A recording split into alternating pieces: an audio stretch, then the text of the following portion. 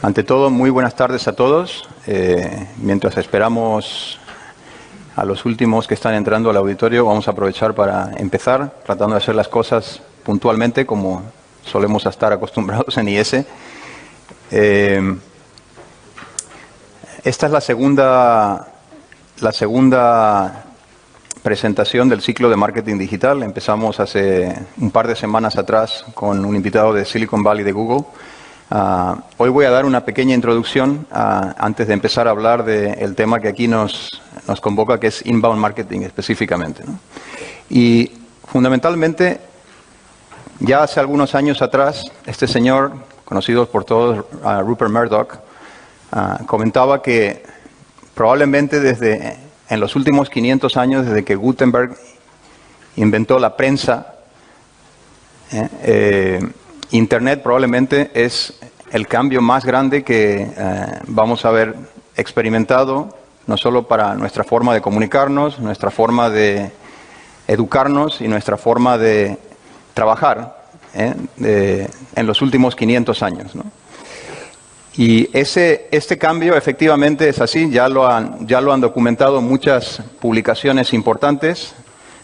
Por ejemplo, este es un artículo, una tapa del Economist de hace unos 5 o 6 años atrás, ¿no? En donde tú decías que una de las razones por la que Internet es uno de esos cambios tan grandes es justamente, entre otras cosas, porque el poder ha pasado de las firmas, las empresas y las grandes agencias de medios y las empresas de comunicación a las manos del consumidor, ¿no? Y por darles un ejemplo, por ejemplo, este aquí, esto es una reserva cuando tuvimos la sesión, el Alumni Global en New York hace algunos años.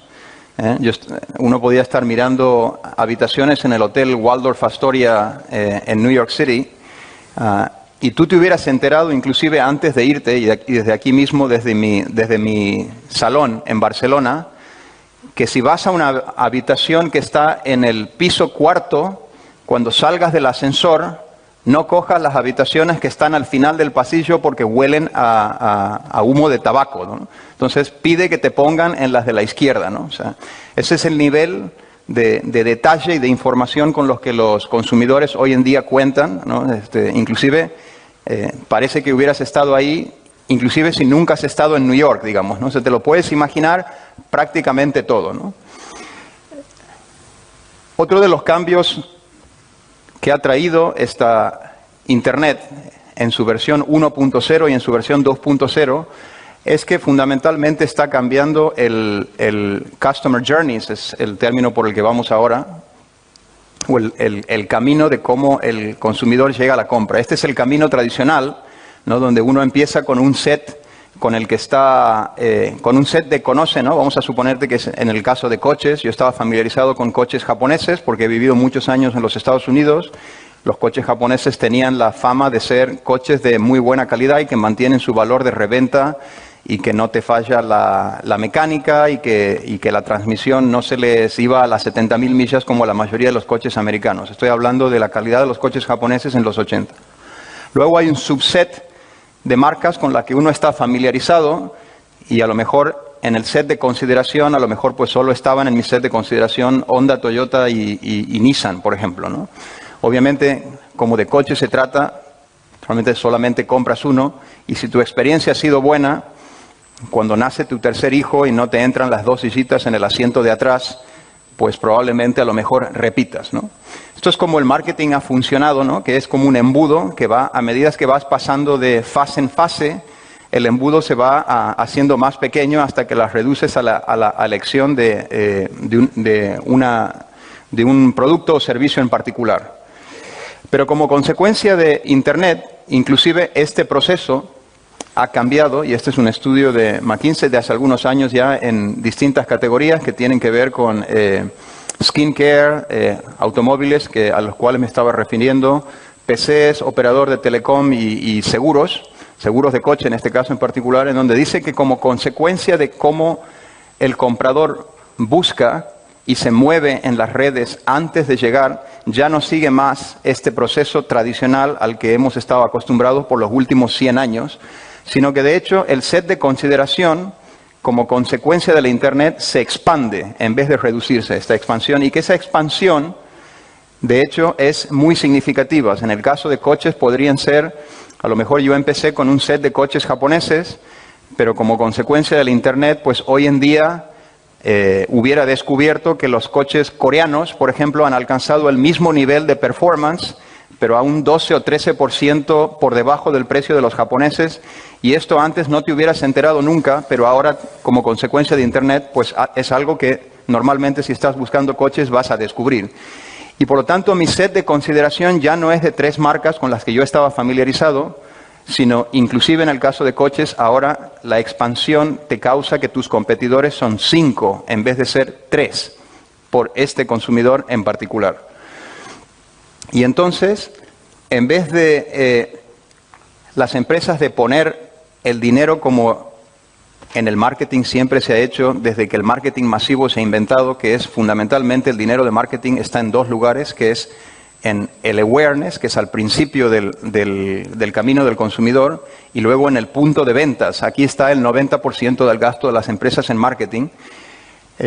Lo que sugiere este cambio del Consumer Journey es que efectivamente, por ejemplo, las empresas deberían ponerlo ahora al dinero justamente donde ese embudo se ensancha, ¿no? Que es, o sea, ahora vas a competir contra 5 otros vehículos por este consumidor en particular, y también en el punto de post a la compra, digamos, ¿no? Sobre todo porque en muchas de estas categorías que acabo de mencionar, los consumidores les interesa compartir, sobre todo si son experiencias que te enamoran, si son experiencias buenas de compra, la gente lo comparte, obviamente en Web 2.0 y redes sociales, entre otros lugares.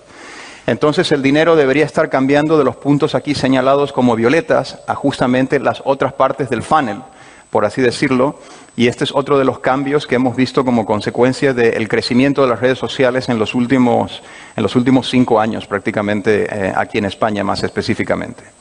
Entonces, para tocar en algunos de estos temas, hoy tenemos un ilustre invitado. Cuento conmigo con Pau Valdés. Pau Valdés es oriundo de Andorra, es licenciado en Biología y Genética Molecular, es decir, nada que ver con el tópico que vamos a estar tratando hoy, y licenciado en Económicas. Ha competido profesionalmente, es un nadador y me dice que algún día va a volver a competir en natación, ya veremos, le digo.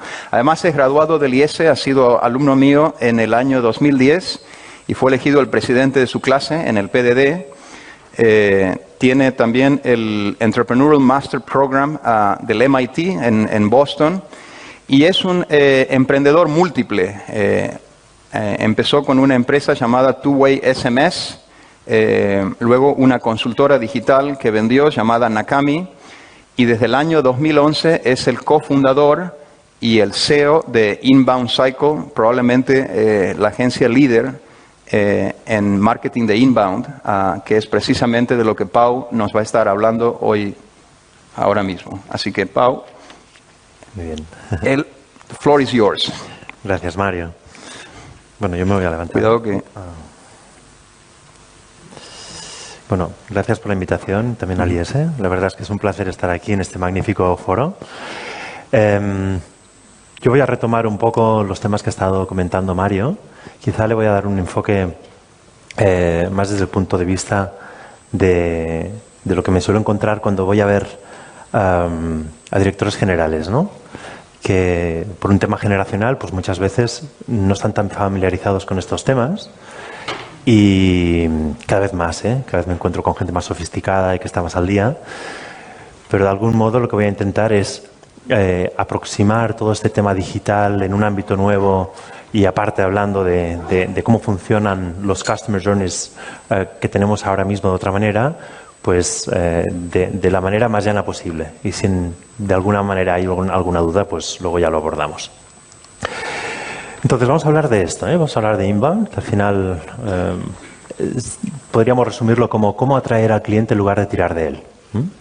De hecho, una de las cosas que a mí me sorprende, ¿no?, pero que tiene toda la lógica, es que sobre todo cuando hablas con interlocutores españoles o de habla hispana o también incluso francófonos, ¿no?, al principio hay como que dar muchas explicaciones sobre el término inbound marketing, ¿no?, al final cuando hablas con un anglosajón, quizá por el término ya entienden un poco de qué va, ¿no? Esto es un tema de marketing de entradas. Entonces, existe el concepto del marketing de salidas, ¿no? El outbound marketing.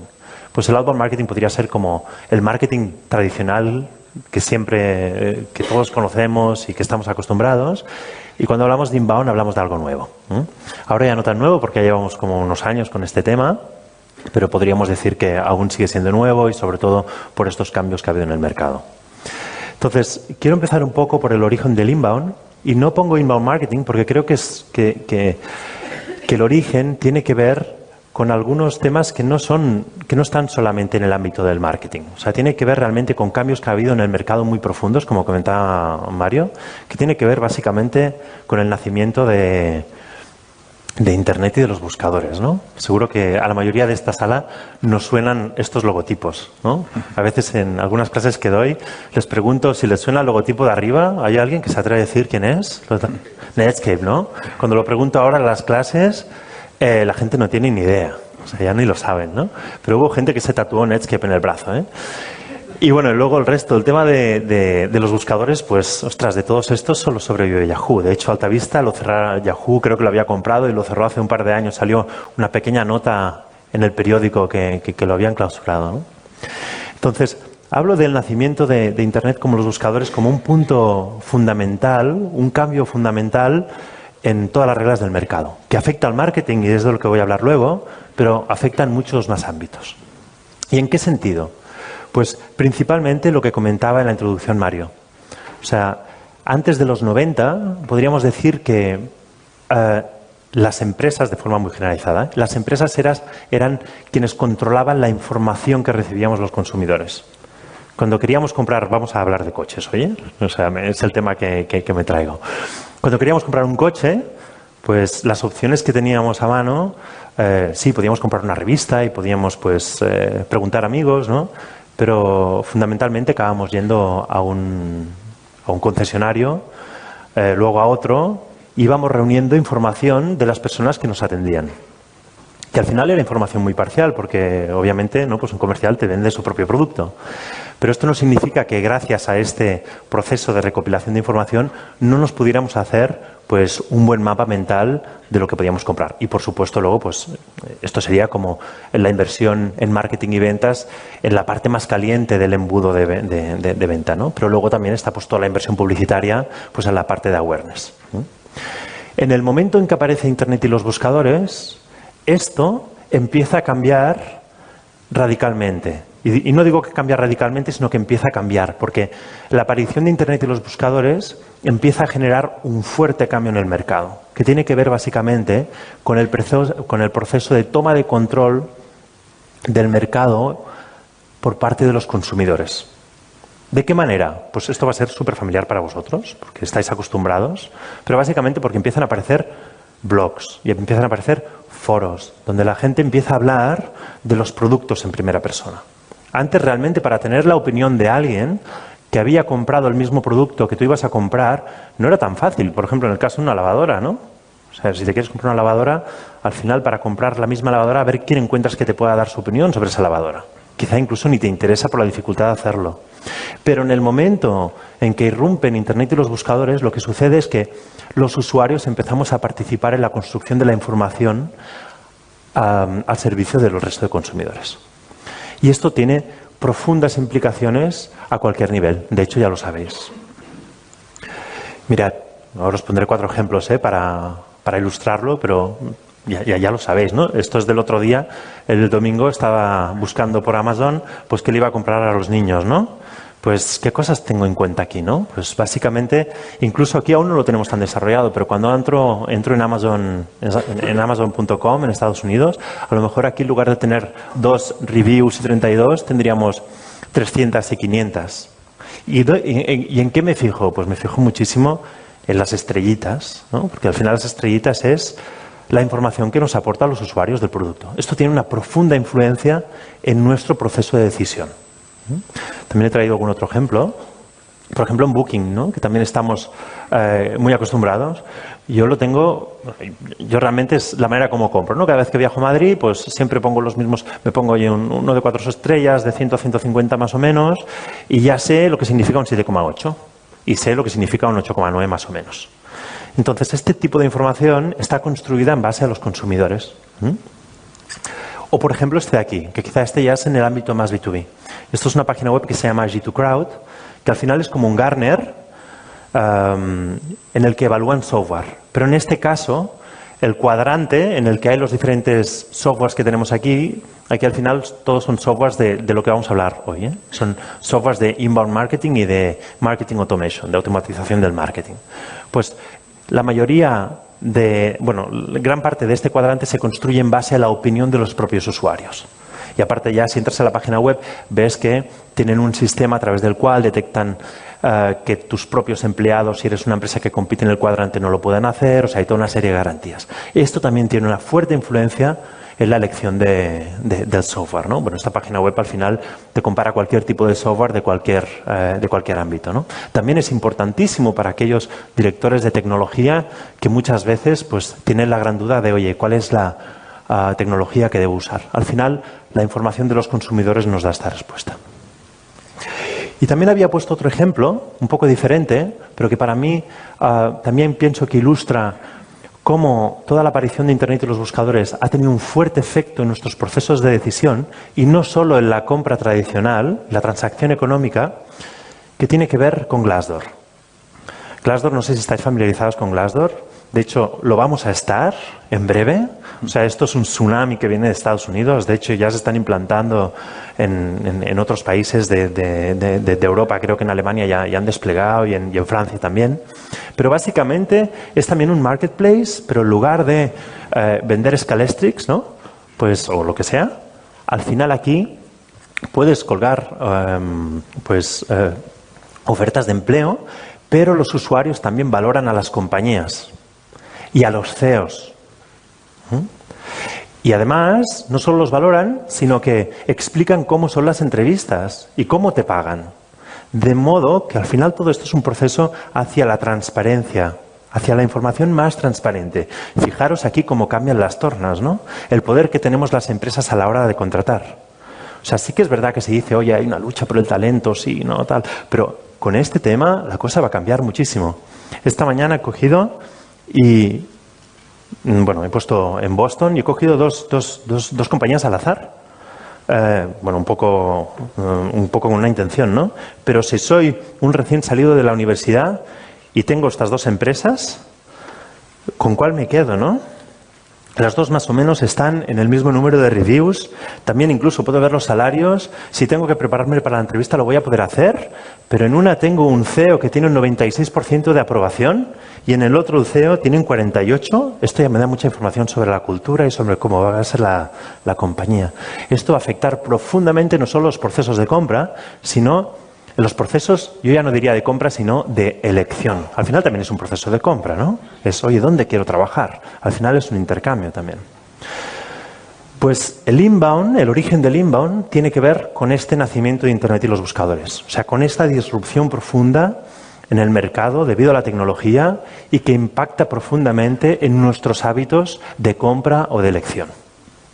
Y nace como respuesta a todos estos cambios. Entonces, voy a hablar un momento de... Ahora ya voy a entrar un poco más en el terreno del marketing, ¿no? O de las ventas.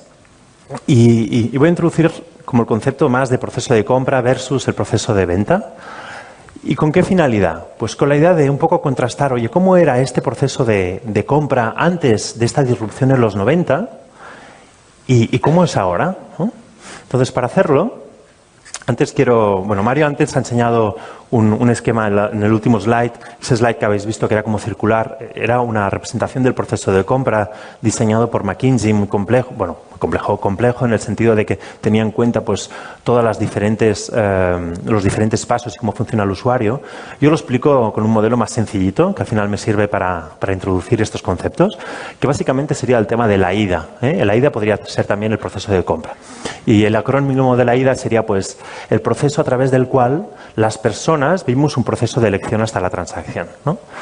habría un primer momento que sería el momento de awareness, que es cuando nos damos cuenta de que tenemos una nueva necesidad. Y esto sucede muchas veces de forma espontánea. A veces las empresas nos lo generan, ¿no? A veces nos despiertan una necesidad. Pero en muchas ocasiones esto no es así. A veces estás en casa y otra vez la lavadora, se te rompe la lavadora y, bueno, o la arreglas o no la arreglas. Pero en todo caso comienza un proceso en el que vas a tener que tomar una decisión para que siga funcionando o sustituirla, ¿no? Entonces, si se trata de una compra que tiene un cierto impacto en nuestra vida, económico o de decisión o en nuestra carrera, empezamos un proceso de investigación. En este proceso de investigación lo que hacemos las personas al final es, si no tenemos información sobre el tema, pues empezamos con un proceso de recopilación de información para generarnos un criterio, para saber, realmente, cuáles son las cosas necesarias que tengo que tener en cuenta para cubrir mis necesidades. Esto se simplifica cuando se nos acaba la leche en casa, y tenemos que ir al supermercado. Entonces no vives un proceso así, ¿no? A menos que de golpe empieces a pensar en temas más de salud y ver qué leche y esto. Pero cuando hablamos de, por ejemplo, en el caso de un coche, pues empezaríamos como todo un proceso de investigación para saber, cuál es el coche que necesito o cuáles son los coches que hay en el mercado, o cuáles son los criterios que me ayudarían a tomar una correcta decisión. Y al final, pues iría avanzando en este proceso en diferentes fases, en la que entonces ya tendría claro cuáles son los criterios de decisión, y a partir de ahí empezaría a comprar las diferentes marcas o modelos y finalmente tendría la información necesaria para tomar esa decisión. Pues bien, para un poco contrastar este cambio que ha habido, aquí me quiero poner un poco más cercano, ¿no? Os quiero presentar a mi padre. Este es mi querido padre, es Alfons. Y pongo a mi padre como ejemplo porque mi padre es una de las personas que conozco más analógicas. Si tengo que poner un ejemplo de persona analógica en mi vida, pues es mi padre. Mi padre, desde hace este verano, no el anterior, aún iba con un Nokia 3310, ¿no? Entonces, en ese momento fuimos capaces, le regalamos un smartphone y ahora ya nos mete más caña con los WhatsApp y eso, ¿no? Pero realmente es una persona analógica y tampoco tiene mucho interés en realizar un gran cambio en su vida, ¿no? Entonces, es interesante ver cómo mi padre consume la información, porque al final las empresas, la manera que tenemos de comunicarnos con nuestros clientes es a través de cómo consumen las personas de información, ¿no? Pues mi padre, la manera como consume información, pues es a través aún de la televisión tradicional. En casa tiene una Smart TV, pero no sabe cómo funciona, sigue viendo los canales de toda la vida. Sigue escuchando un transistor que tenemos en casa, que es del año 73, ¿no? Que es un cacharro así grande, pero sigue funcionando y le vale. Él sigue comprando el periódico en papel cada día. Y a veces incluso recibe alguna promoción en carta en casa y la abre y me la comenta, ¿no? O sea que yo diría que es una persona analógica aún, Y es interesante ver cómo mi padre vive un proceso de compra. Entonces, ahora ya este ejemplo, la primera vez que lo puse, no había pasado esto. Lo que os voy a contar ahora ya es una historia real. Mi familia vive en Andorra y mis padres viven en la montaña, viven en la Aldosa de la Massana, que es un pueblecito que está entre la Aldosa y Ordino, pero está a una cierta altitud, y cada año, si nieva, se quedan un par de veces atados a casa, ¿no? Porque tampoco es un lugar donde pasan los camiones de sal y todo este tema. Y yo hacía tiempo que le decía, oye, papá, te tienes que cambiar el coche, porque desde que os habéis ido a vivir a la montaña, pues a veces, y aparte os hacéis mayores y tal. Bueno, el caso es que decidió que se iba a comprar un coche, ¿no? ¿Y cómo fue este proceso de compra que realizó? Pues bueno, aquí tenemos el AIDA, ¿no? Que sería su proceso de compra. Y lo que hizo fue, lo primero, comprarse una revista. Se miró los modelos y tal, pero ya lo tenía como muy claro, porque tenía un vecino que ya tenía un Pathfinder, ¿no? Un Nissan. Y ya le había hablado muy bien y tal. Como ya tenía ya estaba muy influenciado por, oye, me va muy bien el coche, ya me resuelve estos temas. El caso es que cuando me dijo que se iba a comprar el coche, me dijo, mira, mañana voy a ir a un concesionario. Se fue al concesionario, habló con el comercial y por la noche hablamos y me dijo, oye, que ya he tomado una decisión. Bueno, a mí la verdad es que en ese momento me sorprendió que un proceso de compra de un coche fuera tan rápido, ¿no? Entiendo que puede ser así, pero en mi caso, como es diferente.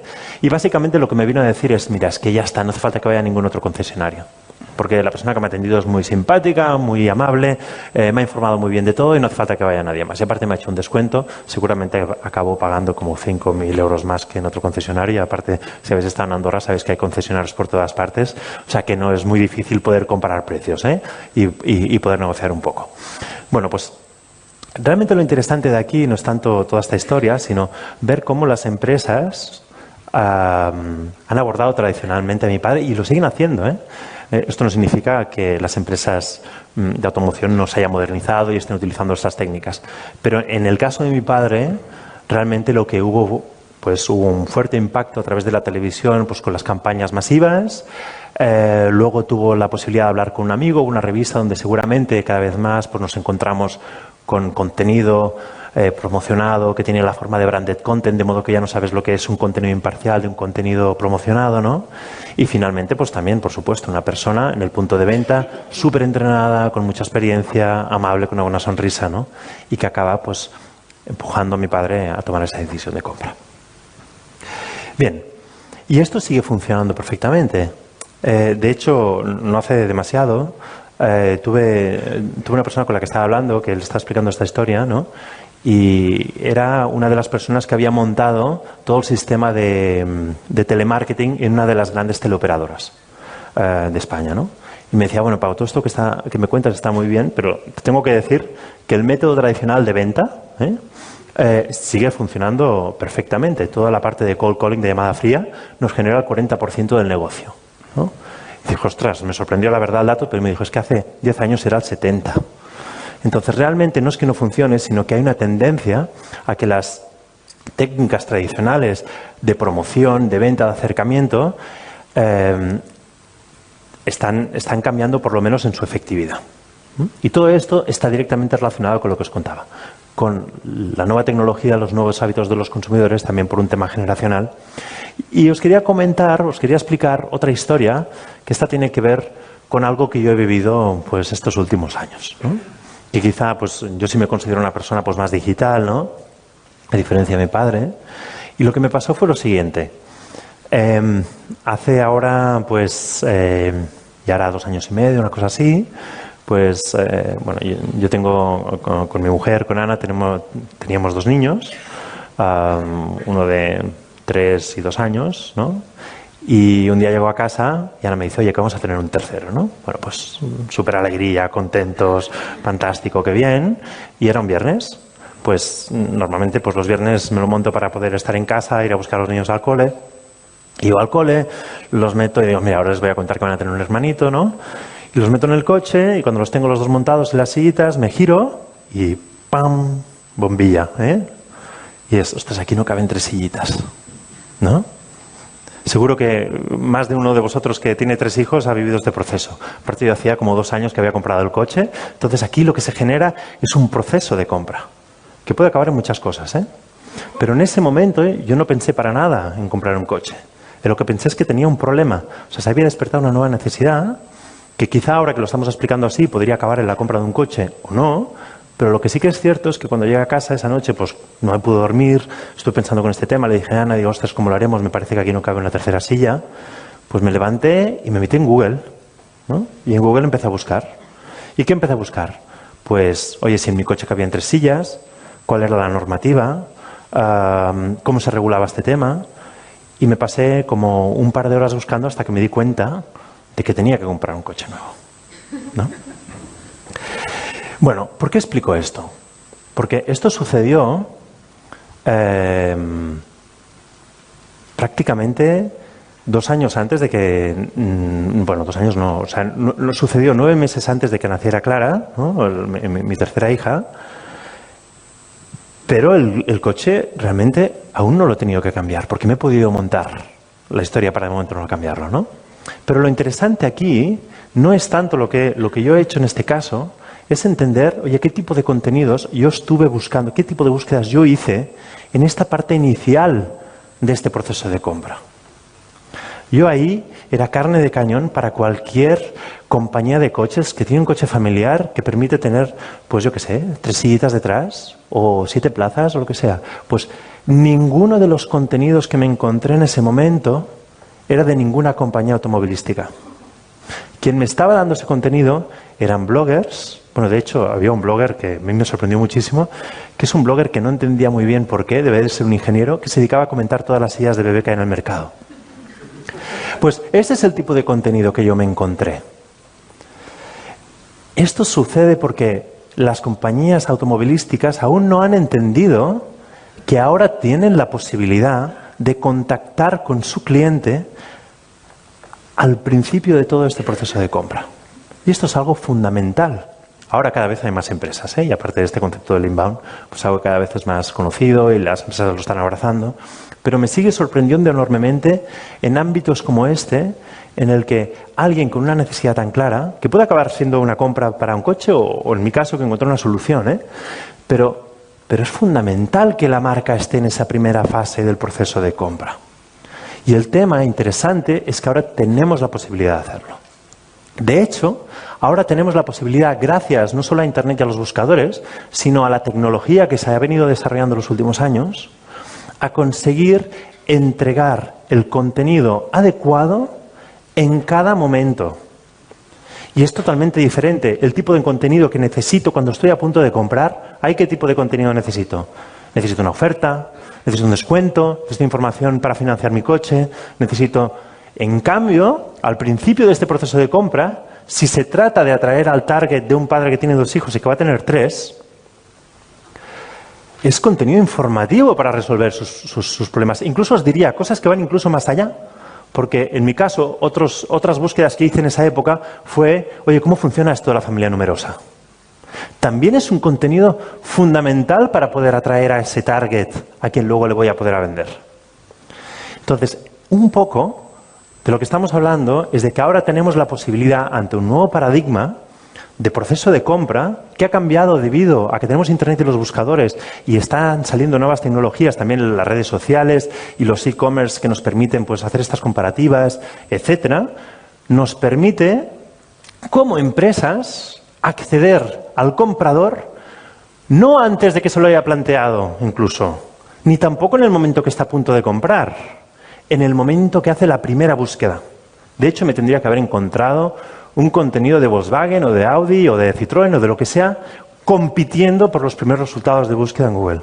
¿Por qué? Porque ahí está su comprador en la primera fase. Y luego, la marca, si tuviera esa capacidad, si encontrara la manera de hacerlo, que es lo que vamos a explicar ahora, si encontrara la manera de hacerlo, podría acompañar al comprador durante todo su Customer Journey a través de pues métodos que tenemos de tecnología que nos permiten ir recibiendo la información que necesitamos en cada momento. Bien, pues este nuevo proceso de venta, el proceso de venta que deberíamos estar haciendo todas las empresas, que tiene que ver con hacer llegar el contenido adecuado en el momento adecuado, esto es lo que llamamos inbound marketing. Bien. Pues vamos a ver en qué se concreta todo esto. ¿Qué se concreta? Pues si habéis hecho alguna vez, si habéis oído este concepto y habéis hecho alguna búsqueda en Internet, normalmente lo que te acabas encontrando, es difícil que no te acabes encontrando este esquema. Esto es de una compañía americana de software, que fueron como uno de los impulsores de toda esta metodología, que lo que dice básicamente es que este nuevo proceso de venta, ante unos nuevos hábitos de compra, debe tener esta forma. O sea, debemos poner en marcha una serie de actividades de marketing y de promoción que nos permita atraer a la persona que queremos. Por ejemplo, en mi caso, pues las empresas deberían poner contenido relacionado con las búsquedas que hace una persona que tiene 2 hijos y que va a tener 3. Pues ya sea desde la información relacionada como sacarse el carnet de familia numerosa a, yo qué sé, los problemas que puedes tener con las sillitas de bebé en tu coche, ¿no? Cuando consigues atraer a estas personas a tu página web, encontrar la manera de que de algún modo te den sus datos, de forma voluntaria, que seguro que os ha pasado ya, que entráis en una página web haciendo una búsqueda y te dicen, oye, descárgate este ebook gratuito. Y entonces dices, ay, sí, pongo los datos, pues ya tienen los datos. Y a partir de aquí puedes empezar con todo un proceso educativo en el que vas a tener la capacidad de educar a esa persona hasta que cierras la venta. Y finalmente también a través de un proceso educativo lo que puedes es como fidelizar al cliente y alargar la vida de este cliente. A mí esta explicación me gusta mucho en el sentido de que es ilustrativa, pero acaba siendo poco concreta. Me gusta más explicarlo de una manera más simple, que es básicamente en 2 pilares. Uno sería primero hay que generar tráfico a tu página web. ¿Vale? Y la manera de generar tráfico ahora mismo se concreta en generar contenido.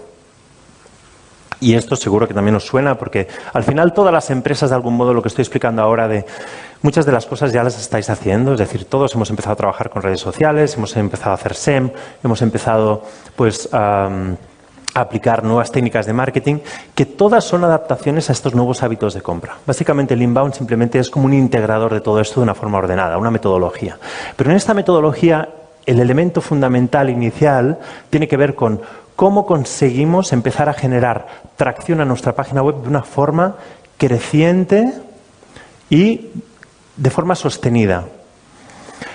Si en alguna ocasión habéis tenido la experiencia de invertir en pay-per-click, ¿no?, en anuncios en Google o en cualquier otro formato, uno de los problemas que tiene es que tú le pones un presupuesto y al final puedes comprar un cierto tráfico o un número de leads determinado.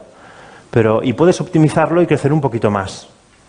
Pero llega un momento en que al final, en todo caso, lo que te pasa es que con el tiempo vas perdiendo volumen porque el mercado se compite, ¿eh?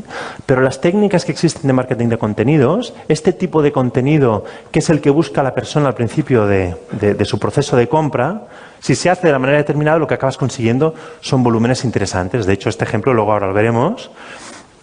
Mirad, esto es un ejemplo real. Esta empresa seguramente os debe sonar porque han hecho mucha promoción, pero cada vez están haciendo menos promoción. ¿Por qué razón? Porque a través del proceso de generación de tráfico orgánico, que es el tráfico que conseguimos a través de Google, cuando conseguimos las primeras posiciones, y esto lo hacemos creando este contenido para que se posicione, mirad en este caso, ¿no? O sea, en enero de 2016 tenían 0 visitas y en diciembre de 2016 tenían 123.000. Pero son orgánicas. Y aparte ahora este proyecto ya no sé dónde está, ¿eh? O sea, a lo mejor está en $500,000, una cosa así.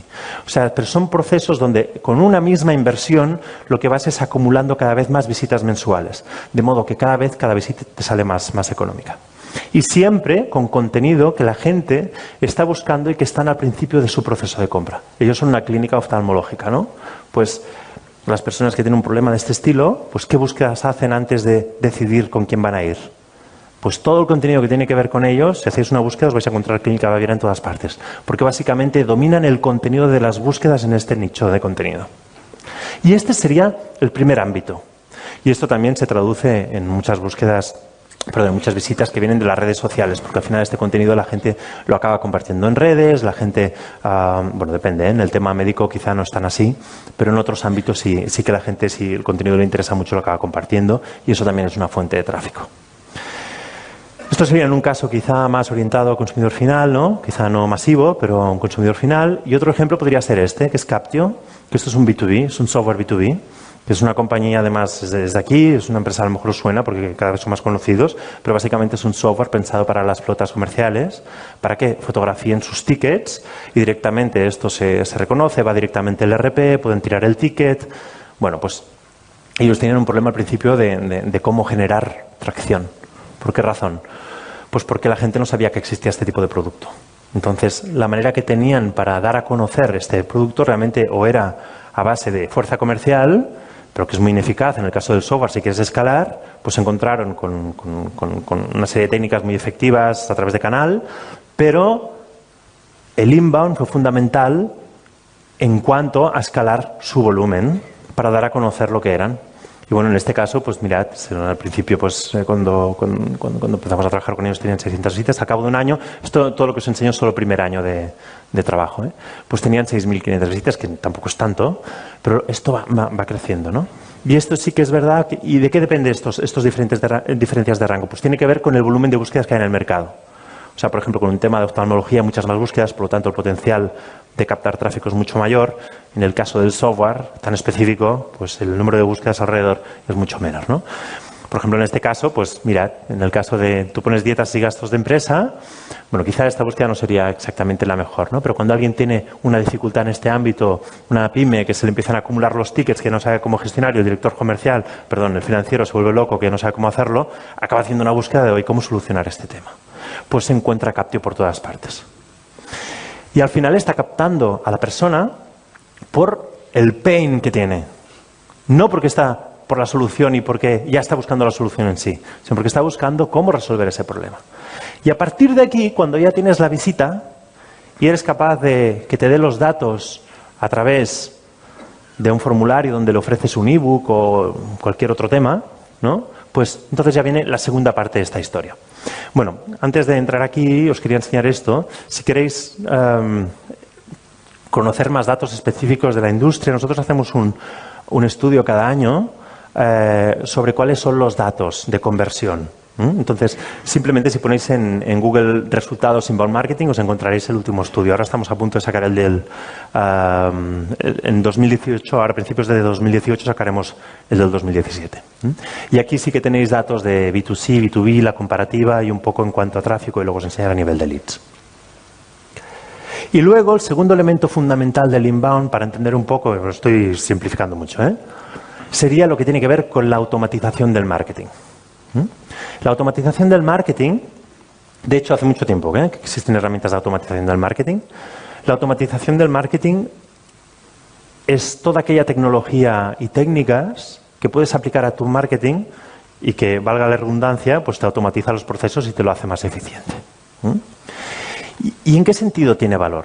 Pues que cuando estos proyectos cogen tracción, al final estás hablando de volúmenes muy elevados. Estás hablando de páginas web pues, que tienen 500.000 de visitas, que cada mes consiguen, pues yo qué sé, 5.000 o 10.000 registros solamente orgánicos, o más, o 20.000, o los que sean. O sea, tenemos casos muy diferentes. Y lo que sucede es que una vez tienes esa base de datos, pues ¿qué haces con ella? ¿No? Cuando tienes tanto volumen, ¿qué haces con esa base de datos? La mayoría de casos... Bueno, si hay alguien que no lo hace así, seguramente debe haber gente sofisticada en la sala que ya está aplicando sistemas de este estilo, pero la mayoría de compañías, cuando tienen grandes bases de datos, no saben qué hacer con ellas. O lo que hacen es, al final, hacer una segmentación y hacer un emailing con una oferta o con un anuncio de algún tipo, ¿no? Pero al final, es como si tuviéramos la base de datos en un saco donde no le estamos sacando el partido que realmente le podríamos sacar. Pues con el marketing automation, lo que podemos hacer son dos cosas principalmente. Para esto necesitas tecnología. Aquí ya hay mucha tecnología en el mercado que te permite hacer estas cosas. Por ejemplo, seguro que os suena, Por ejemplo, está, pues yo qué sé, Oracle tiene una herramienta que se llama Eloqua que permite pues la automatización. Está HubSpot, que han sido como los pioneros en temas de inbound marketing. Está Marketo. Salesforce también tiene su tecnología en automatización, que es Pardot, dentro de una solución que se llama Marketing Cloud. O sea, que realmente ya hay muchísimo software que te permite automatizar el marketing. ¿Pero qué te permite este software? Pues básicamente, en lugar de tener tu base de datos en un saco, te permite tenerla ordenada primero en un cubo dinámico. ¿Qué significa esto? Pues primero, hacer un scoring de la base de datos. Lo que vamos a hacer es un lead score de toda la base de datos que tienes. ¿En función de qué? Pues de 3 dimensiones. Esto es un modelo, Para cada empresa puedes montar un modelo un poco diferente. Pero esto es un modelo muy típico que funciona muy bien para conseguir que la persona, cuando está en ese proceso de compra que os decía al principio, lo puedas ir alimentando con el contenido adecuado que necesita en cada momento. Pues lo primero, una cosa que se puede hacer perfectamente y que seguramente sabéis todos, tiene que ver con que cuando tú le pides los datos a una persona con un formulario, como puedes elegir qué campos tienes el formulario, rápidamente, si preguntas las preguntas adecuadas, puedes saber si esa persona encaja o no con tu target, ¿no? Por lo tanto, podríamos decir que automáticamente, en el momento que alguien entra en tu base de datos, ya puedes saber si esa persona podría comprarte o no podría comprarte. También lo interesante aquí es que hay personas que no te pueden comprar hoy, pero quizá mañana sí. Por lo tanto, los vamos a guardar aquí, ya veréis para qué. En segundo lugar, otra cosa que también podemos monitorizar muy bien con estas tecnologías es ver el número de interacciones que ha tenido contigo. Contigo no solo con tu página web, sino con tus redes sociales, también con los emails que abre o que clica, de modo que puedes medir si esa persona es consciente o no de tu marca o de tu compañía. Y esto también es un elemento fundamental, porque si tú, como una compañía que no tiene marca, haces un acercamiento, o una gran marca que tiene un nuevo producto, te acercas a alguien y no te conoce, las posibilidades de éxito son mucho menores que si te conoce y sabe quién eres. Por lo tanto, también lo que podemos hacer es empezar a distribuir toda la base de datos que tenemos entre personas que nos conocen y personas que no nos conocen. Nosotros sabemos más o menos que a partir de la tercera interacción la persona ya recuerda la marca. Por lo tanto, podríamos tener ya la base de datos dividida entre personas que encajan o no encajan con nuestro perfil comprador y personas que son conscientes de la marca porque han interactuado más de 3 veces y personas que no lo sabemos, porque puede ser que haya personas que solo han interactuado una vez pero nos conocen por cualquier otra razón. Y la tercera, que también lo podemos medir bien, es saber si están en un proceso de compra o no. ¿Y cómo lo sabemos esto? Pues porque también podemos medir muy bien y traquear qué páginas visita exactamente el comprador en nuestra página web. Ya hay ciertas páginas que son muy calientes. Por ejemplo, en el caso de un software, pues es muy evidente. Una persona que pasa a la página de precios, en ese momento podrías decir que es alguien que ya te está evaluando. Bueno, ahora estoy diciendo lo primero que se me ocurre en este sentido, pero hay maneras de poder encontrar cuáles son los detonantes que te permiten acertar si una persona está en el proceso de compra o no. Y esto lo único que te hace es poder ordenar la base de datos en quién está cualificado o no para que tú te acerques o le hagas la campaña comercial o el email comercial para que te compren un e-commerce o se acerque a un comercial, ¿no? Pero además lo que podemos hacer con la automatización del marketing es interactuar con ellos automáticamente de diferentes maneras. Ahora solo os voy a explicar una que tiene que ver con el correo electrónico, que es que una persona, ¿qué vamos a hacer en el momento en que tenemos toda la base de datos en este cubo? Pues todas las personas que encajan con nuestro target y que no conocen nuestra marca aún, pues vamos a arrancar cadenas, las llamamos cadenas de lead nurturing, de nutrición de leads, donde lo que vamos a propiciar es más de una interacción, pues ofreciendo contenido de valor o ofreciendo alguna oferta de algún tipo concreta o que visiten una parte interesante de nuestra página web. Y cuando conseguimos pues las 3 interacciones, ya sabemos que ahora, además de coincidir con nuestro target, sabemos que conocen nuestra marca. Y cuando ya ha pasado esto, los enrolamos en una nueva cadena automática, que sería básicamente para conseguir despertar la necesidad y que entren en un proceso de compra. Y esto pues también sería este grupo de personas que ya encajan y que están con la marca, pues oye, ¿qué tipo de comunicaciones les podemos dar para que ahora se interesen por nuestro producto concretamente? Esto lo podríamos trasladar todo a mi proceso de compra del coche, de cada una de las fases que podrían hacer a nivel de qué información me deberían dar en cada uno de los momentos. Y finalmente, cuando los tienes aquí, pues esto ya depende mucho del mercado, Pero lo que quieres es que esa persona se te acerque, levante la mano y me diga, oye, llámame, por favor. O quiero hablar con un comercial. O en el caso de un e-commerce sería un poco diferente porque este paso te lo saltarías. Todo esto lo que te permite es tener una base de datos dinámica, que además van pasando cosas, de modo que los leads, los registros, se van moviendo, porque no siempre todos están en el mismo lugar. Si alguien lo ascienden a director de marketing, a lo mejor ya te encaja. Y esta es la manera más efectiva, yo siempre lo veo como sacar el máximo jugo a nuestra base de datos y aparte mantenerla continuamente educada en función de su interacción. Bien, pues al final, otra manera de explicar el inbound que a mí me gusta mucho tiene que ver con realmente cómo sistematizar todo el proceso de compra, todo el proceso de venta de una compañía, desde la primera interacción hasta la compra, hasta la venta. Y todo esto montando, o sea, realmente las empresas, los departamentos que se dedican a estos temas prácticamente funcionan como una factoría.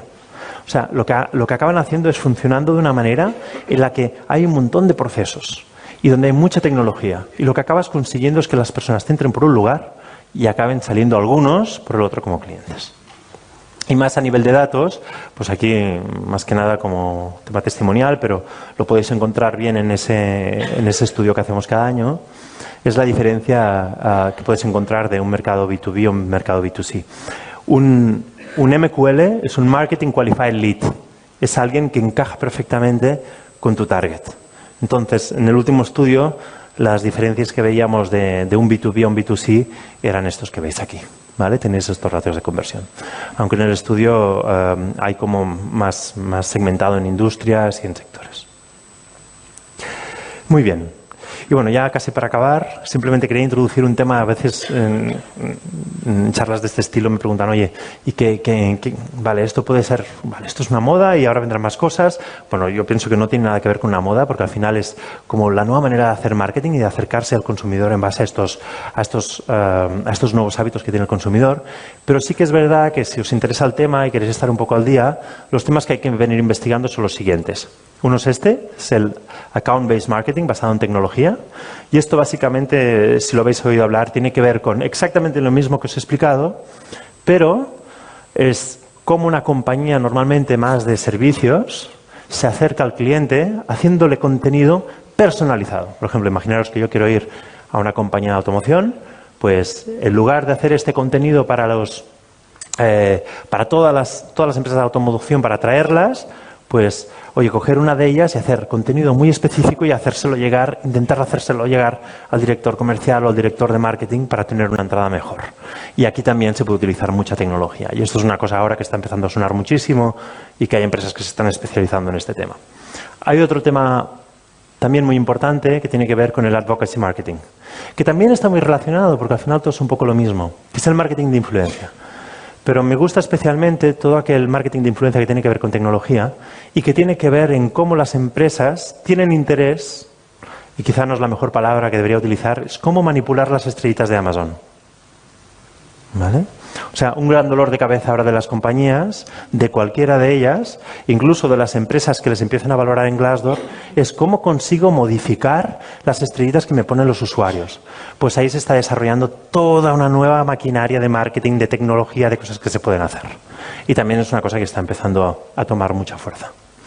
Y finalmente, que seguramente esto es lo que se empieza a ver por todas partes, es toda la parte de los chatbots, basados en inteligencia artificial. Y este es uno de los temas que están sonando más porque realmente una de las cosas que se puede hacer muy bien ahora, de hecho nosotros aún no lo tenemos muy bien explorado este tema, pero sí que ya tenemos que estar ahí, ¿no? Tiene que ver en cómo captas al usuario en tu página web a través de chats. Y que la persona que te responde no es una persona, sino es una inteligencia artificial, ¿no? Basada en el aprendizaje de tus propios contenidos y que va dando respuestas como más o menos inteligentes hasta que cuando ya no llega más se lo pasa realmente a un comercial. Y bueno, no sé, Mario, yo hasta aquí es todo lo que tenía que decir. Muy bien, pues muchas gracias, Pau. Teníais ahí unos formularios para vamos a abrirlo a las preguntas ahora. No sé si tenéis preguntas. Iremos en orden en la medida que las vayamos recibiendo y las que no logremos responder aquí, si ponéis vuestro nombre y vuestro email, pues nos las repartiremos entre Pau y yo y les contestaremos directamente a vuestras empresas. ¿Preguntas? Y si no, quizá lo podemos hacer. ¿Hay micrófonos? Perfecto. Hay micrófonos también, así que como queráis. Allá hay una atrás.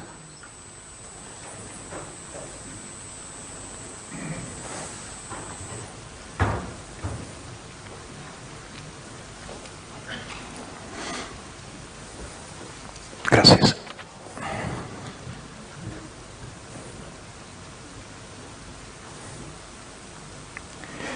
Esta en particular dice, ¿cómo se puede adaptar esto que acabas de describir al proceso de empresas B2B, donde los procesos de compra son más largos, digamos, ¿no? Es una pregunta de aquí. Bueno, de hecho, esta metodología que os he explicado nació en el ámbito B2B. Y precisamente nació en el ámbito de ventas muy complejas, tanto en servicios como en consultoría, en agencias o incluso en software, que también es B2B, ¿no? Donde la venta es compleja. Y esto se adapta perfectamente porque todo lo que tiene que ver con una compra compleja normalmente, y depende, quizá ahora deberíamos ver, pero normalmente conlleva mucha búsqueda por parte del comprador. Se está desinformado sobre ese tema. Si tiene que tomar una decisión que tiene un fuerte impacto para su compañía, imaginemos lo que sea un director de IT que tiene que implantar un nuevo ERP, ¿no? Pues antes, quizá en el pasado, lo que haría sería llamar a un par de proveedores o tres y pedirles información y oye, ¿qué podría haber en el mercado? Ahora, antes de ir al proveedor, pues hace una gran investigación y tiene además, os he enseñado, ¿no? Algunas herramientas que te permiten comprar software. O incluso sobre cualquier tema, desde una agencia de publicidad de cómo implantar una marca a no lo sé, en el caso de los despachos de abogados es un poco diferente porque aún funciona mucho por recomendación, ¿no? Pero hay mucha búsqueda en el proceso de compra. Entonces ahí se puede crear mucho contenido en el que captas a la persona en sus estadios iniciales de búsqueda, captar sus datos y empezar una interacción automática inicial. Si no hay mucho volumen, pues rápidamente les puedes contactar, pero si los volúmenes empiezan a crecer, pues entonces es necesario todo este proceso de scoring y de automatización para poder cualificar muy bien realmente dónde vas a dedicar tus esfuerzos comerciales. Si me permites agregar un paréntesis, las empresas en B2B tradicionalmente, y desde que tengo uso de la razón en marketing, han estado yendo a ferias, ¿no? Por ejemplo, tener stands en ferias, en esto se gasta una cantidad considerable de dinero, de idealmente mandar a tus mejores personas y volver con un set de leads tibios o calificados o cercanos, calientes, ¿no? Cercanos a la compra. De alguna manera, y en particular en B2B, este proceso de inbound marketing, a mí me gusta describirlo como justamente es como tener la feria abierta 24/7 los 365 días del año. O sea, que no se convierta en una cuestión de ir solamente 2 veces al año. Si el contenido es de calidad, sea en la forma de webinars o white papers o algún otro tipo de blog, entonces la forma de calificar esos leads es exactamente lo mismo que mandar gente a participar en una feria. Y que no quiere decir que no haya que ir a las ferias, obviamente, pero fundamentalmente esto es aprovechar la feria todo el año, digamos, ¿no? Estamos abiertos los 365 días. ¿Okay? Más preguntas. Aquí vienen algunas más. Perfecto, pásaselo, gracias.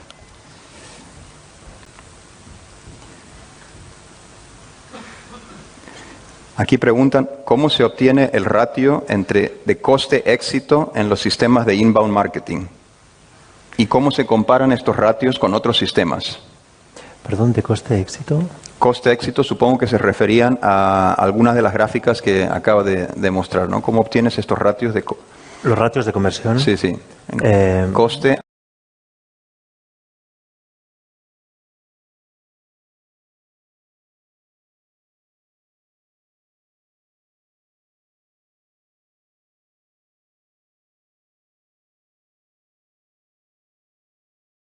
a éxito de los prospectos. Bueno, si no estoy respondiendo, por favor, que me lo indicáis, ¿eh? Toda la parte de conversión, básicamente, al tener tecnología, te permite ver cómo los volúmenes pasan de un estadio al otro, o sea, de visitas, pues cómo pasan a registros, que simplemente serían las personas que te dan los datos voluntariamente, y de registros a MQLs, que son los Marketing Qualified Leads, que serían de todos estos registros que estás captando, cuáles de ellos están cualificados, ¿no? Los que estaban dentro de ese cubo y que sí que encajaban con todos los condicionantes. Entonces, a nivel de coste, al final, pues como cualquier acción de marketing, aquí sí, bueno, en este caso especialmente, ¿no? Puedes al final ver la inversión que estás haciendo en pues tu equipo de marketing que está haciendo estas acciones, la inversión en contenido que se realiza, la inversión en pay-per-click, todas las acciones que tú puedas realizar, y al final pues puedes decir, oye, ¿cuánto me cuesta una visita? Pues divides pues este coste entre las visitas. ¿Cuánto me cuesta cada registro? Pues este coste entre los registros. ¿Y cuánto me cuesta cada oportunidad comercial cualificada? Pues lo mismo, ¿no? Entonces es un tema que realmente es muy medible.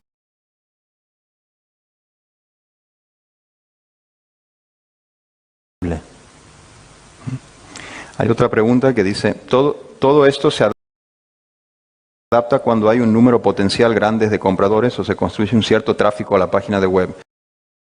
Pero en procesos de compras, cuando hay pocos compradores, se puede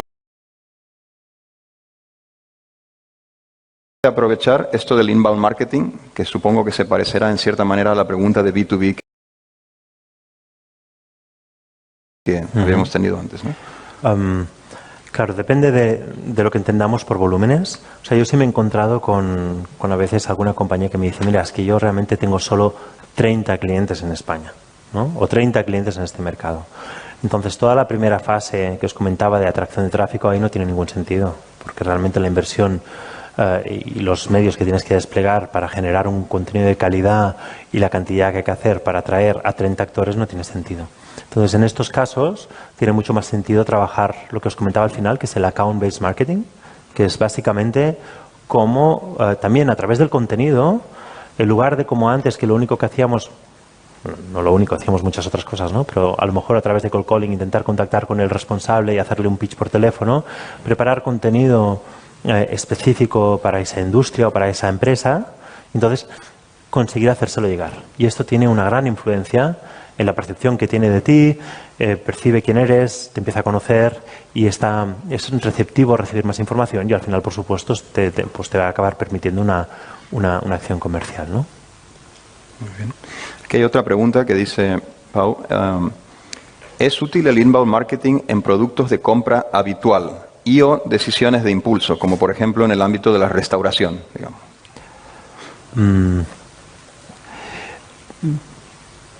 Mira, tenemos un caso de un cliente que de hecho fue nuestro primer cliente en inbound.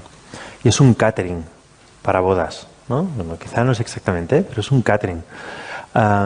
En este caso quizá pues está todo el tema de las bodas, ¿no? Hay un gran proceso de compra. Entonces ellos hacen contenido sobre todo el proceso de elección pues de la novia.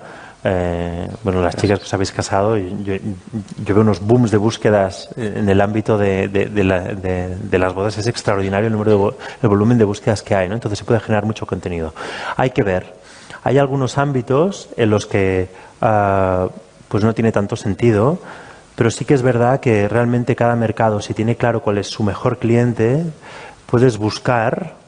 Tiene que estar justificado, por supuesto, pero puedes buscar, oye, el cliente que yo quiero realmente, oye, ¿cuáles son sus preocupaciones? ¿Qué es lo que realmente busca, ¿no? En el caso de Captio, por ejemplo, es un muy buen ejemplo. ¿Por qué razón? Porque lo que ellos resuelven, en realidad, es un tema de fotografiar tickets e importarlo. Bueno, si Joel me oyera ahora, el director a lo mejor me diría, oye, esto no es suficiente, ¿eh? Pero es el proceso de hacer la foto al ticket y que esto se importe directamente al RP, ¿no? Bueno, tuvieron que pensar en quién era su interlocutor preferido, ¿no? Que al final en mediana empresa era un director financiero y en gran empresa pues el travel manager, y no pudieron escribir contenido y generar contenido sobre el tema de procesar tickets y cómo organizarlo bien. De lo que hablaban era sobre las problemáticas que tienen a la hora de procesar información. Entonces siempre puedes encontrar como una temática que podríamos decir que tu target es tu target principal, no significa todos los targets a la vez, van a buscar información y la consumen. Entonces esa es la excusa para luego educarlos. De hecho, hay mercados en los que no se hace de forma diferente en cada mercado, ¿no? Por ejemplo, en el mercado de la educación, las escuelas de negocio no pueden atacar directamente el proceso de compra. Yo no me imagino el IS en un proceso de inbound marketing diciendo todo el rato continuamente somos la mejor escuela de negocios, ¿no? O sea, es algo que normalmente el consumidor no acepta, que una empresa hable bien de ella misma continuamente. Pero lo que sí que puede es compartir contenido de mucha calidad sobre management, sobre liderazgo, y ahí captar el registro y entonces ver si una parte de estas personas estarían interesadas en acabar cursando un programa. Entonces, realmente cada mercado y cada sector necesita un abordaje de contenido muy diferente. Perfecto. Aquí hay una pregunta que dice, ¿qué opinión te merece la publicidad en Facebook utilizando lo que se llaman los lookalikes prospects, ¿no? O sea, o identificar audiencias similares a algunas que hemos identificado como nuestros targets? ¿Es la mejor opción en el mercado? Porque Google AdWords no parece convertirnos de la misma manera, en nuestro caso en particular. También depende de cada caso. Hay casos en los que Google AdWords es altamente efectivo y hay otros casos en los que no, y que Facebook Ads funciona fantásticamente. Facebook Ads al final es lo mismo que la publicidad exterior. Las grandes pancartas que nos encontramos en la autopista, pues es lo mismo, pero en el Facebook.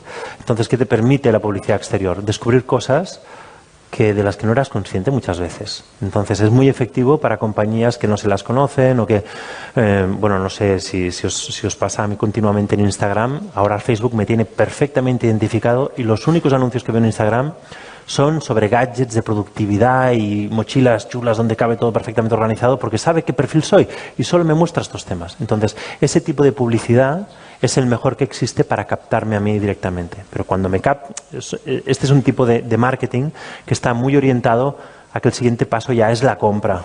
Es una compra más impulsiva, ¿no? Entonces es muy efectivo. Entonces pienso que no hay que renunciar a este tipo de marketing o promoción cuando funciona. Ahora bien, esto no significa que puedas desarrollar otro canal de contenidos, otro canal de captación que esté basado en captar al usuario en otros ámbitos de sus búsquedas. Por ejemplo, yo que soy un perfil que me encantan estos cacharros, ¿no? Estas maletas y estas cosas para organizar, y pues a veces busco temas sobre cómo organizar mejor mi armario o mi casa o lo que sea. Pues ahí yo soy la audiencia de esta empresa que a lo mejor me vendería una mochila por Instagram. Entonces yo pienso que es realmente hay que analizar caso por caso, pero si Facebook Ads funciona bien y te convierte bien, es perfecto. Perfecto. Aquí hay otra pregunta que tiene que ver con soportes, ¿no? Dentro de esta nueva filosofía digital, ¿cuáles son los mejores canales, formatos y soportes para entregar ese contenido? ¿Son newsletters, son mails o otros formatos?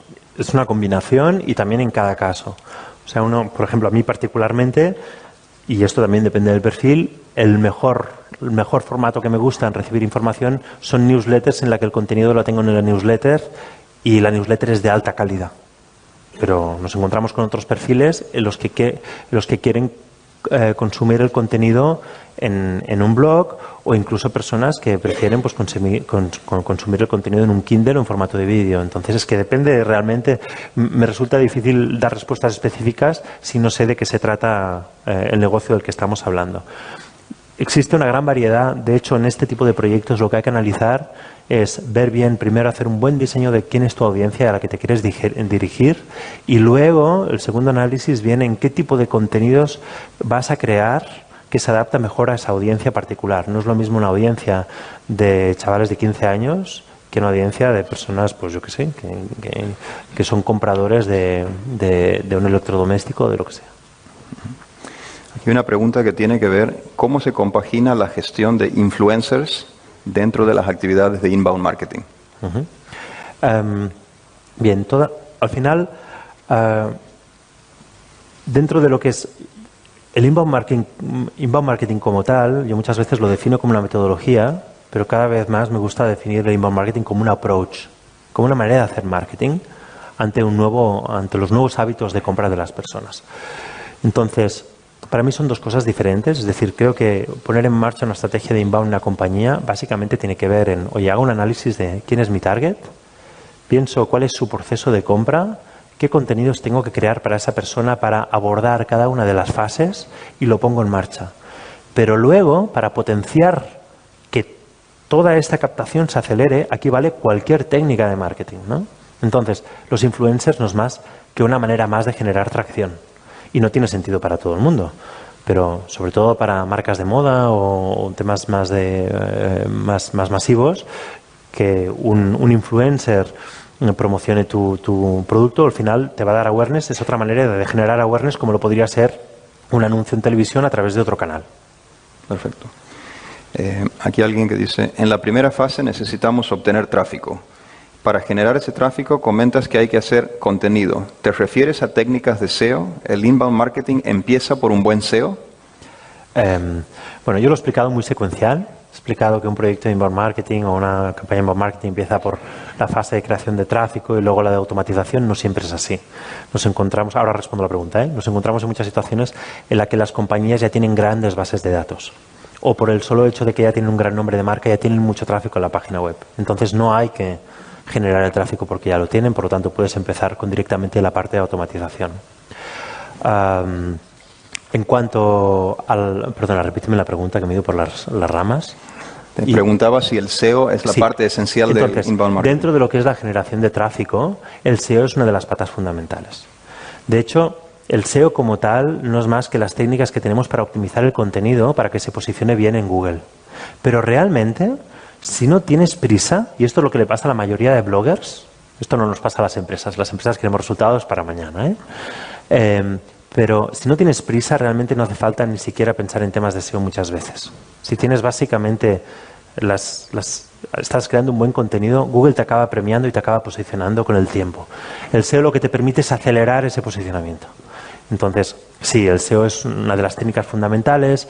También estaría todo lo que tiene que ver con social media marketing, que al final es, oye, ¿cómo consigo difundir estos contenidos y potenciar la difusión de estos contenidos a través de las redes sociales? Serían incluso técnicas de relaciones públicas online, donde también consigo colocar estos contenidos en medios online para que los promocionen. Al final, cualquier técnica online o incluso offline que nos permita generar más tracción nos va a ayudar al final a generar esta base de datos. Pero sí, la base, esa curva que os he enseñado, está basada en publicar contenido de calidad y optimizado en base a criterios SEO. Vale. Hay una pregunta que tiene que ver específicamente con tecnología, que te pregunta, ¿cuál sistemas recomendarías? Has mencionado Salesforce, Pardot, Eloqua de Oracle, HubSpot, Marketo, etcétera, sobre todo para empresas pequeñas o para emprendedores, que los costos prácticamente no nos ahoguen, digamos, ¿no? Bien. La mayoría de todas las tecnologías que os he mencionado son tecnologías caras para un emprendedor. Entonces pienso que hay que tomar muy bien esa decisión, en el sentido de que estamos hablando de pricings americanos, donde una herramienta fácilmente se te va pues a los 1.000 euros al mes, o 2.000, o 3.000, o 10.000, ¿no? Entonces es impensable para una startup. Realmente cada vez se está democratizando mucho el tema del software también. Cada vez hay más fórmulas para montarse estos temas pues un poco por tu cuenta. Entonces, si se trata de un emprendedor que está empezando y quiere trabajar estos temas, para mí la recomendación es empezar a trabajar con un WordPress, utilizar algunos plugins que te permitan generar landing pages y formularios. Ahora me pongo un poco más con jerga, ¿eh? Hay unas herramientas de formularios que se llaman Gravity Forms, que es un plugin de WordPress que funciona muy bien. Si alguien luego me quiere preguntar, que me diga por LinkedIn y le respondo concretamente, ¿eh? Y luego, para el tema de la automatización, un MailChimp te permite hacer cadenas automatizadas simples, no te permite hacer scorings aún, pero seguro. O sea, todo este tema tecnológico se va a acabar democratizando y vamos a ver herramientas mucho más baratas. Tenemos algún software nacional que funciona muy bien, que es una herramienta que se llama PushTech, que también funcionan, que están en Mallorca y aquí en Barcelona, que tienen una muy buena herramienta. Realmente os recomiendo que entréis en G2Crowd, donde tienes todo el espectro de herramientas de automatización y que hagáis un poco de comparativa. También hay un par más de herramientas que no quiero dejar de comentar. Una se llama Active Campaigns y otra se llama SharpSpring, que apuntan súper bien. No las hemos podido probar aún, pero me han hablado maravillas de ellas y son mucho más económicas desde el punto de vista de implantación. Aquí hay alguien muy interesado en... ¿Puedes comentar algo más sobre cómo manipular las estrellitas en Amazon o en Booking? ¿Qué quieres decir?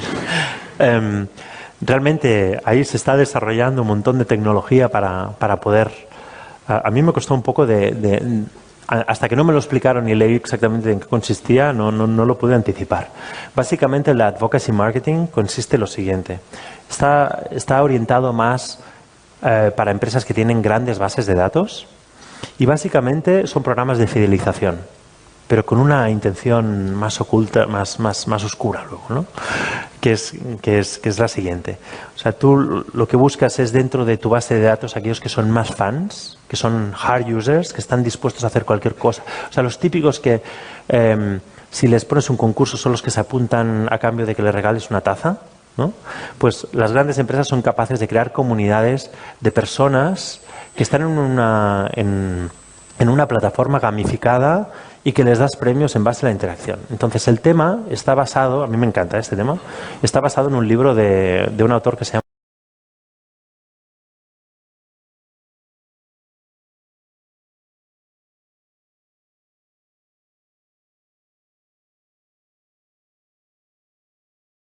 Robert Cialdini, que tiene un libro que se llama Influence, que es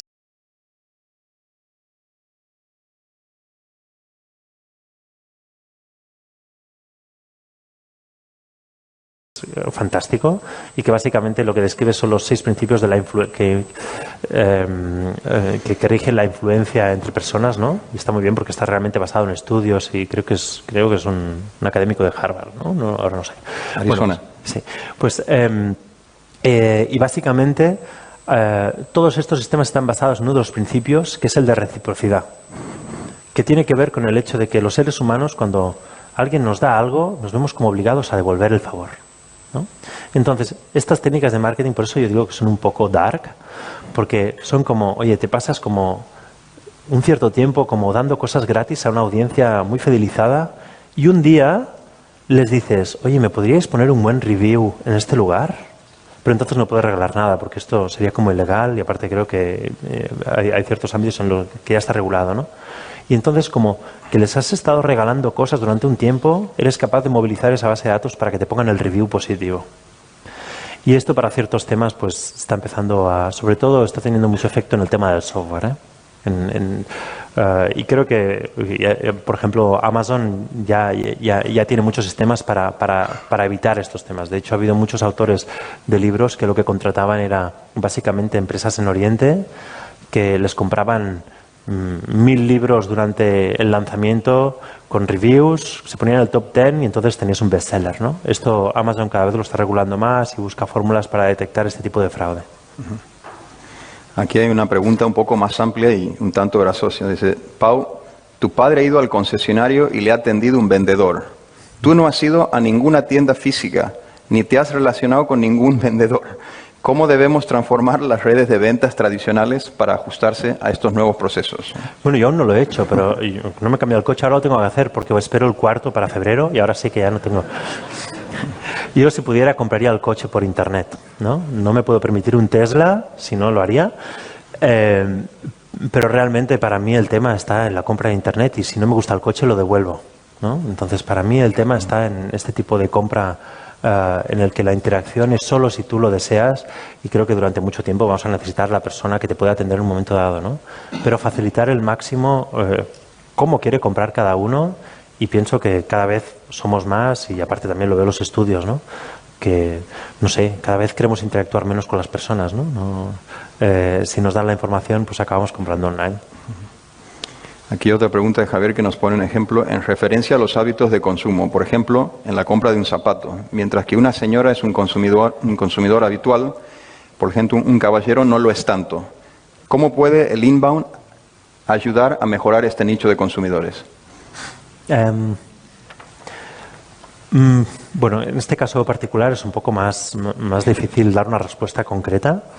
Por ejemplo, en el caso de una empresa que se dedica a vender zapatos, si esta empresa no tiene un buen tráfico, yo lo que montaría sería un canal seguramente de contenidos, de asesoramiento y de tendencias.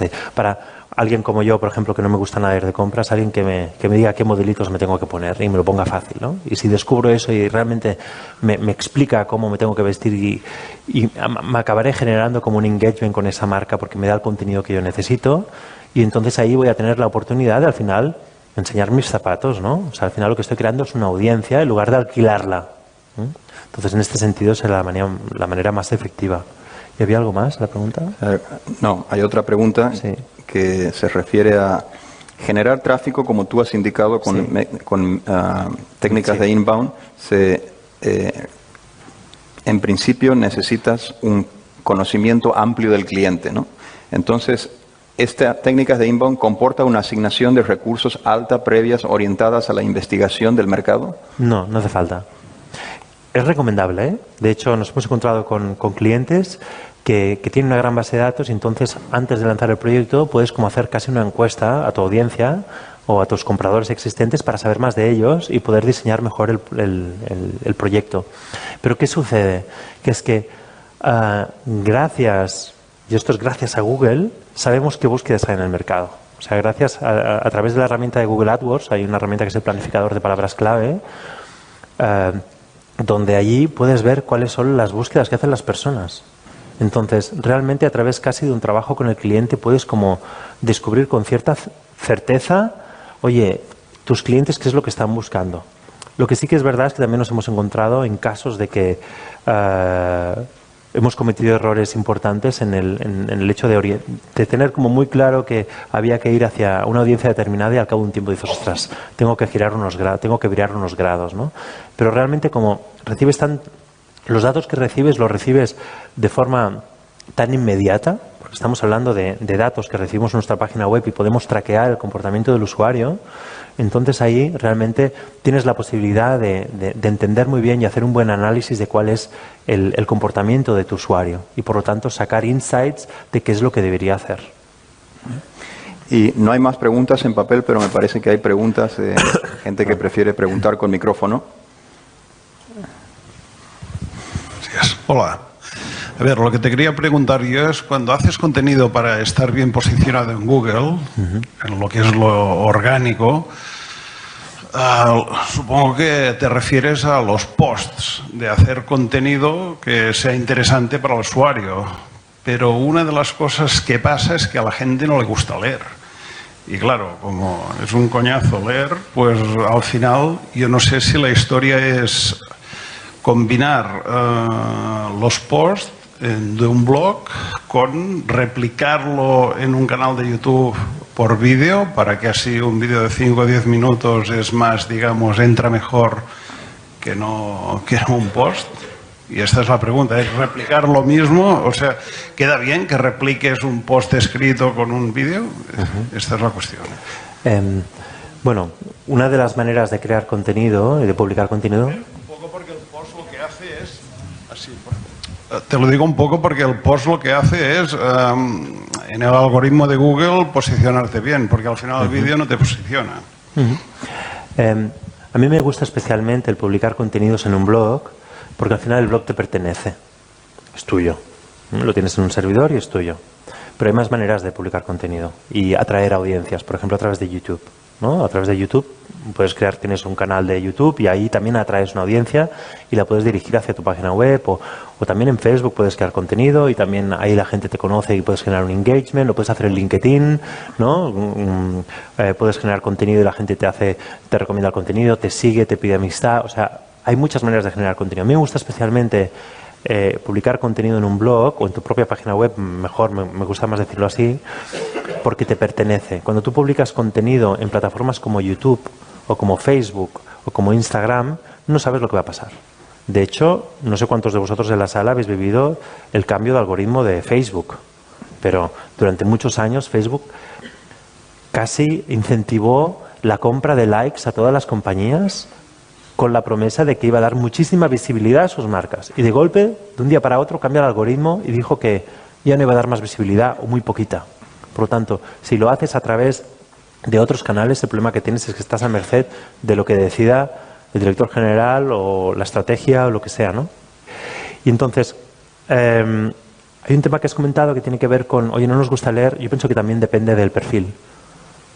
Y depende de la situación, o sea, depende del proceso de compra que estás viviendo. Cuando estás en un proceso de investigación, una cosa es consumir contenido de forma, oye, cuando estoy en casa miro LinkedIn y me leo en diagonal, pero estás en un proceso de investigación donde estás viviendo algo que te preocupa. Una de las cosas que sí que sabemos es que las personas se leen desde la primera palabra hasta la última, si la información es de interés. Yo, por ejemplo, en mi caso, sigo otra vez con el ejemplo, cuando estaba en este proceso de investigación, me leí realmente, yo qué sé, 20 o 30 páginas de artículos, ¿no?, en la primera investigación, para entender exactamente cómo funcionaba todo el tema de normativas de sillas, porque no entendía, porque es muy raro, ¿no? El tema de los grupos A, cero, todo esto. Pues realmente cuando un tema te interesa sí que lees. Por lo tanto, el tema del contenido de leer, sí que cuando hay un pain anterior, la gente sí que lee. Lo que pasa es que esto no significa que no se pueda acompañar con otros contenidos. De hecho, es una cosa que hacemos muy habitualmente. El hecho de acompañar con vídeo, con infografías o con esquemas que facilita la lectura o el consumo de la información. Muy bien. ¿Alguna otra pregunta?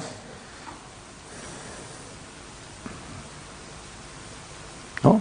Pues muchísimas gracias, Pau, por estar con nosotros y compartir este tiempo con nosotros. Gracias.